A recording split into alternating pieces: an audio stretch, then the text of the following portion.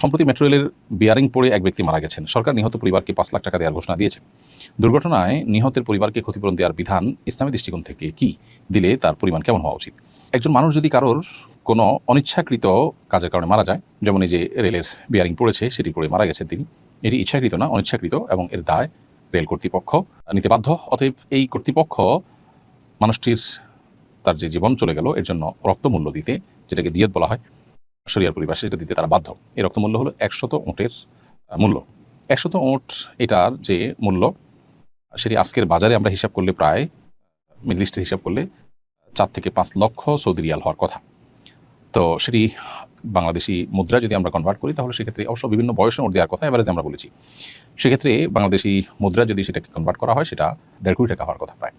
অতএব এটা হলো ইসলামের শরিয়ার দৃষ্টিকোণ থেকে একটা মানুষের রক্তমূল্য।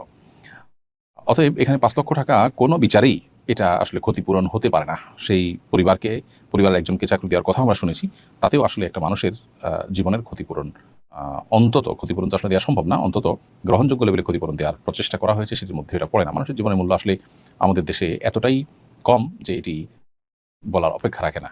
এখানে তো ৫ লক্ষ টাকা দেওয়া হচ্ছে, বহু জায়গায় যার যায় তারাই বুঝে, আর বাকিরা কেউ আসলে সেটিকে নিজেদের ঘাড়ে দায় হিসেবে নিতে চায় না, এবং দায় চাপানোর মতো সেরকম আইনের শাসন আমাদের সমাজে নেই বললে চলে, যেটা দুর্ভাগ্যজনক বাস্তবতা।